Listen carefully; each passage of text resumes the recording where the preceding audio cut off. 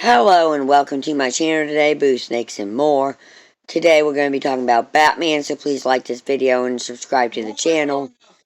And for more videos like this, watch my other house channel, A&A Snakes and Stuff. My youngest son's channel, Henny's Toys and Games, or my oldest son's channel, Little Chris. And let's dive into the video. Talking about Batman? I just got done talking about his work husband. And don't look at me that weird look. Think about it. Think about Superman. Think about it. What you're talking about now. I want to get back to my article. What is this about? Huh? The Batman Part 2? The Batman Part 2 is finally making movies. I swear to God, Matt better be in it. Towards its 2027 release date. But recent casting news could see the film draw similar inspiration. Hang on. Before we get to this, I was just talking about this to someone online. And I have a villain recommendation for this movie. And I'll tell you how they would go. I got 5 actually. Yes, I would love to see Clayface in this film, but he doesn't need to be in it since he's giving his own movie. That's supposed to be, okay, it was going to be on September 11th of this year, but then it's going to, I think, October now. I make too many videos, but then he takes over half of mine. Hang on. Yeah, the Clayface movie, since it's a movie about tragedy, was going to be the day before September 11th, but now it got pulled back until October, which it makes... Okay, I get why they did September, so it's supposed to be a tragedy film, but I get why they move it back to October, probably because one ain't done being filmed enough for, getting moved to October. Boom. But also because it's supposed to be a horror film. Anyways, for my prediction of villains who I think should be in the Batman Part 2, think of this. You had the Riddler, a guy who was killing multiple people, leaving riddles for Batman, and at the end of the first movie, spoiler alert, yes, that's for you too, Mom. Yeah, so if you don't want to get spoiled, you might want to cover your ears. He blew up the goddamn dam and made Gotham flood. There's walls that block the dam off, and boom. Anyways, I think here are some good villains. You have the Penguin doing his own little thing. The Joker's locked up. Let's leave him until the finale, Part 3. You can bring in the Court of Owls and have him be like a big bad, But I would also say, if you bring in the court, have a separate main villain as well. So you can have two storylines going on, After after Riddler attacked the corrupt system, the court is like, okay, we need to do something because this crazy dude telling riddles attacked our system. The Bat is coming after us, so they make themselves publicly known to the Batman and try to take him down. Side other main villains. The Mad Hatter. He never had a live-action movie appearance. Yeah, I'm almost done. You can do your own articles for your own channel. And he would be perfect for this new movie. You can fucking wait. You can record on your own videos for your own channel. No. I'm using this as an opportunity to do it. Now you want me to stand here and wait? No, I want you to keep going before it runs out of space. Okay. And I can't even do that. Actually, I'll give it back to you. I want to hear about this article, but I'll tell them what I was going to say. Similar inspiration to Christopher Nolan's The Dark Knight. Matt Reeves released. It's too grounded. We don't need him to be grounded. Starring Robert Pattinson. Hang on. Before as the. Hey, I'm not going to take it and walk off. I'm just going to say, real quick thing. I like the Nolan films, but they were too grounded, so I would like the Batman Part 2, since the first one was grounded, to bring in something less grounded, like the Court of Owls, or Ra's al Ghul in the Lazarus Pits. It just needs to be less grounded. As the regular hero way back in 2022. We need a Batman who ain't too much grounded. He can still be grounded. Regardless, the shakeup did end up shifting. Not too much. The plans for the Batman sequel. And finally, after a 5-year intermission, Reeves' I find it funny how Batverse will return to the big screen. However, despite being a bold new take on a familiar story, recent news makes it seem like this story could be more similar to The Dark Knight than anyone could have predicted. I was going to say, I find it funny how Riddler was supposed to be a villain, and the I think it was either with Joker in The Dark Knight or in The Dark Knight Rises, and he didn't get used. Same with Mad Hatter. And Matt Reeves is like, you want to know who would be a good villain for my first Batman movie? The Riddler. Also, I trust him with this franchise. One reason, Mom, you want to know why? Why? He made the Planets of the Apes movies, and they're good. Also, I have one of those. I have Batman The Long Halloween. I just need Haunted Night and Dark Victory. And then I could get almost the whole goddamn Batman Year One part collection here. Back on. Okay, people, if you don't understand, I'm trying to get a whole Year One thing for the DC characters. I only have parts of Batman Year... Let's just face it. Since there is already a comic volume for Batman called Batman Year 2, which brings in Dick Grayson, let's just call Batman Long Halloween Year 1.5. Like, in between Year 2 and Year 1. And I have that. I have Batman Year 1. Long Halloween. Another Batman Year 1 type story. Actually, two of them. But I'm not counting them, really. I am, but I ain't. And Batgirl Year 1. I need more Year 1 shit. The Batman 2 is shaping up to be another Long Halloween adaptation. Bring in Calendar Man! The Hollywood Reporter announced that I need my Sebastian Stein, best known to comic book movie fans for his role as the Winter Soldier in the MCU, he's gonna be Harvey. Is joining the cast He's gonna be Harvey of the Batman Part 2 as Harvey Dent, aka Two-Face. Prior to this, Scarlett Johansson, the MCU's original Black Widow, was also announced to be joining the cast in an undisclosed role. This is why I think it's going to be a female villain. Rumors circulated that Johansson would be playing Gwenda Dent, the wife of Harvey. I don't believe that. And now the casting confirmation of Stan as Dent all but confirms the likelihood that these two characters are likely to appear in the Batman Part 2.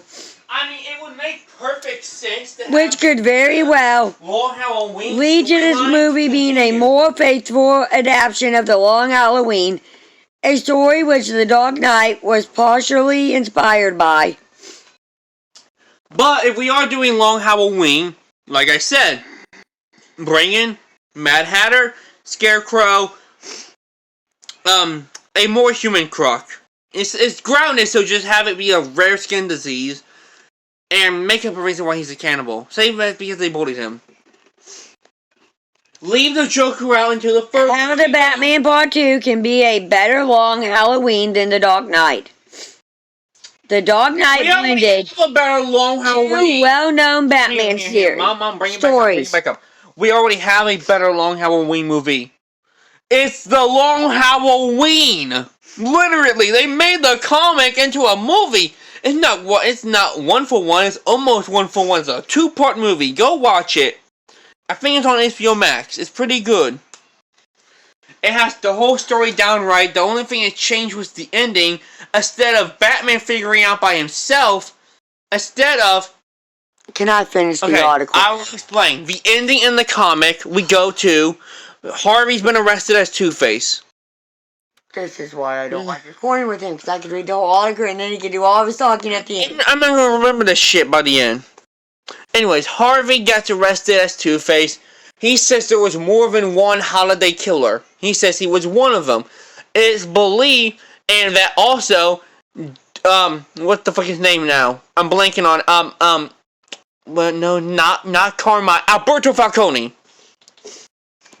is another holiday killer. He's confirmed to be. Harvey says he is, but they don't believe him. But he says that there was more than one. We cut to his house, and we see Gilda Dent burning the holiday killer's clothing. And ends with her saying, "I believe in Harvey Dent." The movie fucks this ending up, though, since then we get Harvey, in the movie version, we get him being arrested. Alberto being one of them, I believe still. I haven't watched the movie in a while and I hated the ending. It was part 2. The part 1 ending was good. Bruce went back, he tells Batman that basically Gilda's the other one. When she wouldn't do, Harvey wouldn't do that because it's his wife. So Bruce goes there. He sees her burning a picture of her and Alberto, along with the holiday clothing. He puts it together. Her and Alberto were dating at one point before she got with Harvey. Alberto still likes her. That's why Alberto sent her the flowers when she was in the hospital after the Falcones blew up the Dent's house. Batman asked her this. He figured out she's the murderer. She tells him why, and he lets her go. They ruined the ending by making him let her go. The first one was perfect since Batman didn't know who it was, basically. The Dark Knight blended two well-known Batman stories, The Killing Joke and The Long Halloween. No, the fuck it. Creatively speaking, this was a masterstroke from director Christopher Nolan. Hang on. As he pitted two of the most notorious Batman villains against each other. Hold on, It made Dent's villain origin tie into the Joker, but it was also distanced from the source material. Okay, I gotta. These people are riding Christopher Nolan's dick. Bring it up. Come on. 1. The Dark Knight had nothing to do with the Long Halloween aside from Harvey becoming Harvey in the mob. Harvey becoming Two-Face in the mob. It had nothing aside from that with Long Halloween. No Carmine Falcone, no Sal Maroni, since they were already taken care of in the first movie. And 2, it has nothing to. It's not a mixture of The Killing Jokes. It's in The Killing Joke. Joker shoots Barbara through the fucking spine and she's not a 6-year-old girl whose brother almost dies by Harvey. She gets shot through the fucking spine and she's Batgirl. What the fuck do you mean mixture of the two Long Halloween together? is a story that sees major players. As I say, Batman 89 is a mixture of Harvey Batman Year Dent, 1 and the Joker's first appearance. Jim Gordon and the Batman team up to root out corruption and mob crime in Gotham City. But simultaneously, a terrifying killer is working in the shadows and killing people on major holidays. As it unfolds, You know what his name is?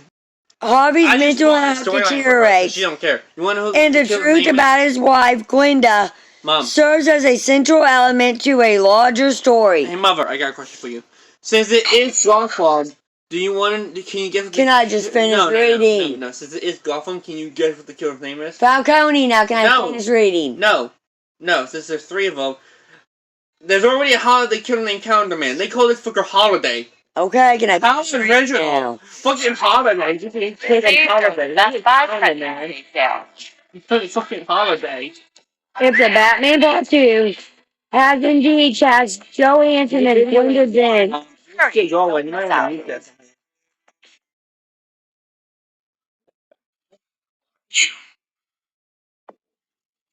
I don't know where that thing is coming from. Sebastian Stan appears to be heading to Matt Reeves' Batman.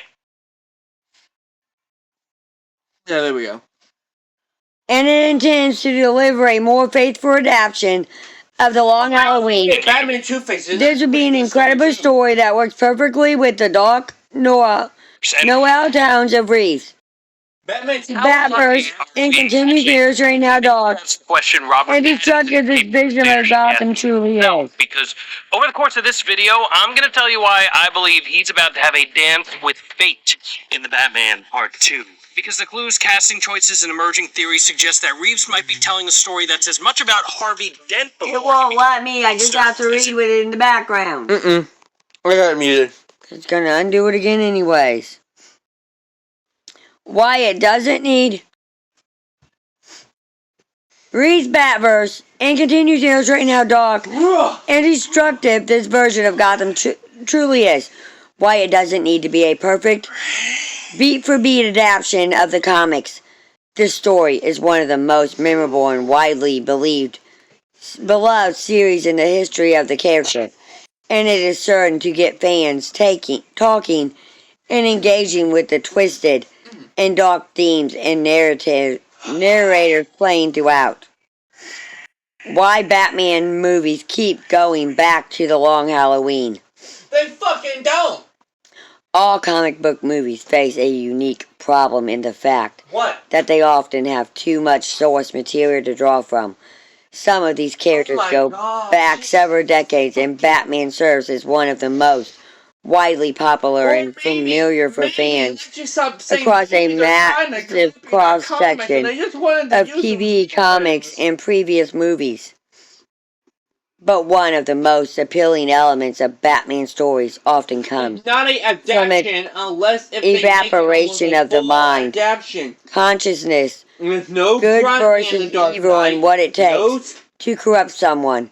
Batman serves Mad Hatter, as this no unyielding Ivy, force for good, no Penguin, stubborn, brooder, no and often Catwoman. violent, but ultimately Catwoman came in the he has sequel. morals and laws by Scarecrow which he came for a abides cameo, and the that Joker's the main delineate villain of every him from Batman his movie. rivals. On the flip side, there are characters like Harvey Dent, who is shown to be on the opposite side of that coin. He is nicknamed the White Knight of Gotham, creating an obvious comparison to the Dark Protector. And with his work as a district attorney, he makes changes and locks up the bad guys in the light. However, as much as Dent is someone who has a lot of overlap with Batman, he is shown to be more corruptive, I have some stuff I want to talk about. and his fall from light to dark is one of the most fascinating stories in the history of comic book villains. For that reason, a story like The Long Halloween, exploring that gradual shift, Wait a minute, is easily one of the best ever written. Every main mobster has been in live action. As a result, it makes perfect sense that this narrative is something that is frequently revisited and used as a defining moment, and not just for Gotham and Harvey Dent, but also for the hero who stands strong, even when everything else falls around him, making it the perfect story to explore the characters in Reeves' The Batman Part 2, especially the Dark Knight himself. Okay, people.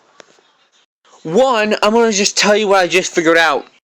Every mobster appears in the main force somehow appears in Batman live action somehow. Let me explain. Falcone, Maroni were both in Batman Begins and in Gotham. Roman Sionis was in Birds of Prey and his dad was in Gotham, so that don't count. Penguin was in multiple things, so that's good. But I wouldn't mind if this movie is a solo Harvey Dent villain movie, because that would be our first time for Harvey, since, well, his first movie appearance, Batman Forever, had him with the Riddler. His second one, The Dark Knight, had him with the Joker, sharing screen time. But I would like this to be a multi-villain movie, so let me explain. We could have the Court of... Number one, you could have the Court of Owls. Stop trying to hurry the fuck up. It ain't gonna record much longer, probably. Okay, the Court of Owls. Okay, then we're gonna stop this one.